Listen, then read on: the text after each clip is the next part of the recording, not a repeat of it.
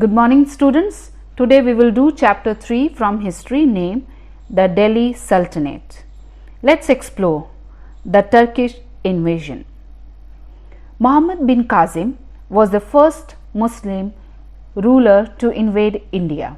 He attacked and captured Sindh in 712 Common Era and Multan in 713 Common Era.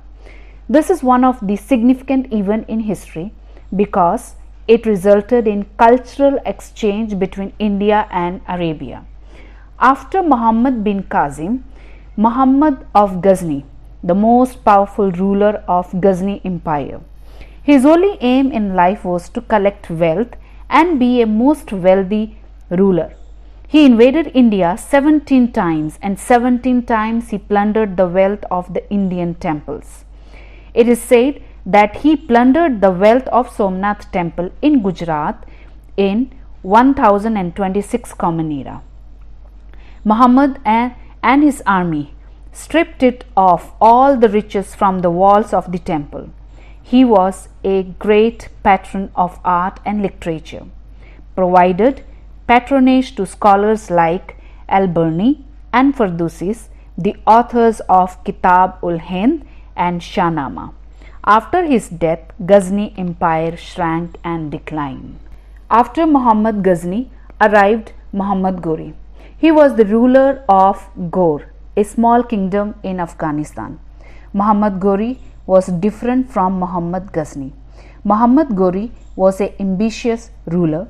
He wanted to expand his kingdom. He attacked India in 1175 Common Era. He defeated Prithvi Raj Chauhan, the Rajput ruler of that time, and marked the end of Rajput rule in India.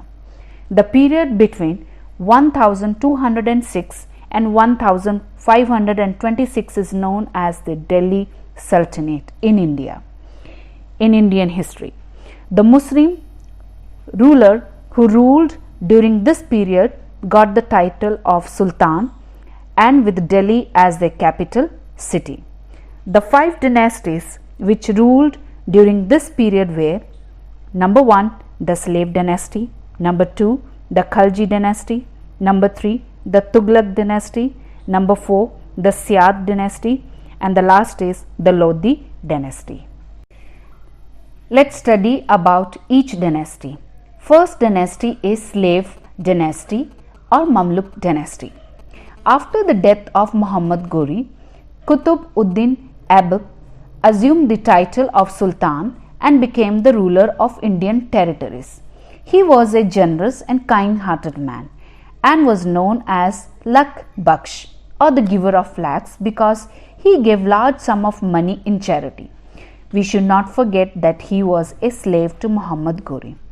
After the death of Qutb ud-Din Aibak, his son became his successor, whom Iltutmish overthrew him and succeeded to the throne of Delhi.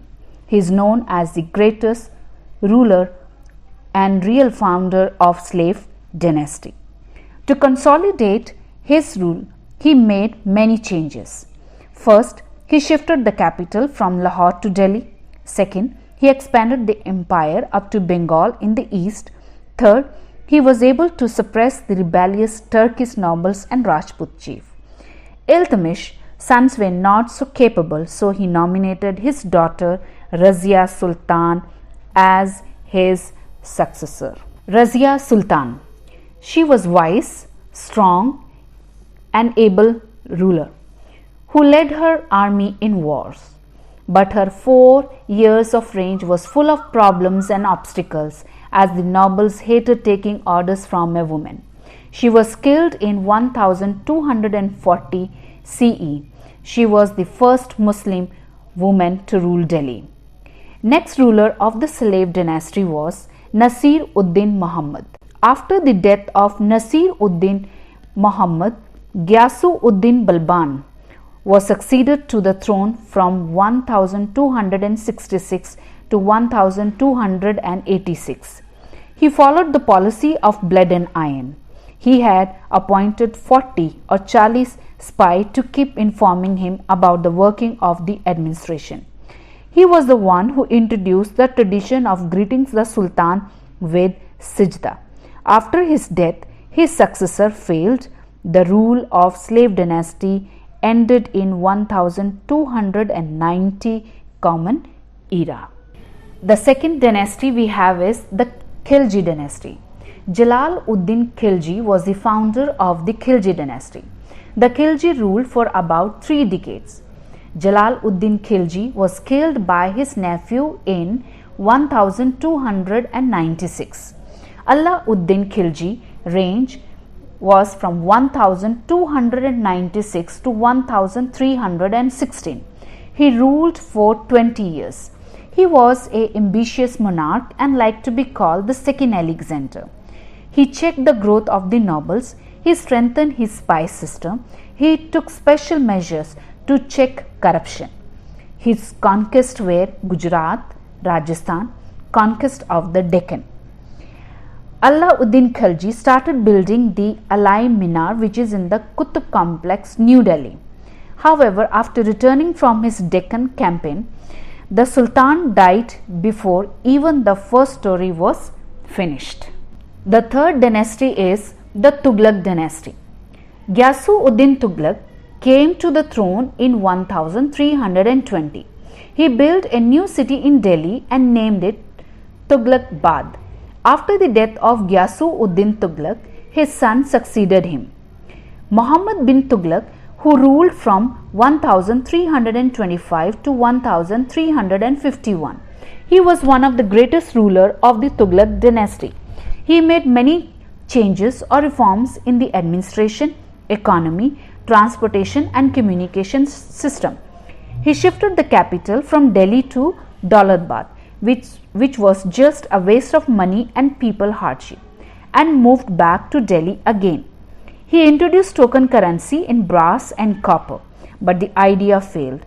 He spent heavy on the weapon and war supplies and raised large army.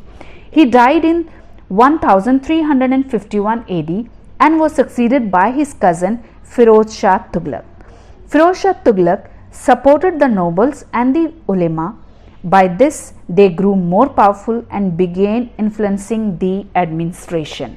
The fourth dynasty is the Sayyid dynasty, which is from 1414 to 1421. Much is not mentioned about this dynasty. The 4 rulers of the Sayyid dynasty were Qazir Khan Sayyid, Mubarak Shah Sayyid, Muhammad Shah Sayyid, Alauddin Alam Shah Sayyid. Alam Shah, the last Sayyid ruler, lost Delhi to Behlol Lodi in 1451 AD. The last dynasty is the Lodi dynasty, which is from 1451 to 1526 AD. Lodi dynasty was the last ruling family of the Delhi Sultanate. The first Lodi ruler was Behlol Lodi. After his death, his son Sikandar Lodi took over. Sikandar Lodi was succeeded by Ibrahim Lodi, who was the last great ruler of Lodi dynasty. The ruler of Gwalior defeated him twice. His relation with Afghan nobles became worse. His opposition invited Babur to India, and Babur defeated Ibrahim Lodi in the first battle of Panipat in 1526 AD, and with this Babur established the Mughal Empire in India. The common religion in Delhi Sultanate. Hinduism and Islam were the 2 main religions prevailing during the time of the Delhi Sultanate. The growth of Persian and Hindi gave birth to a new language called Urdu. Amir Khusro was a famous Indian scholar who wrote in Persian.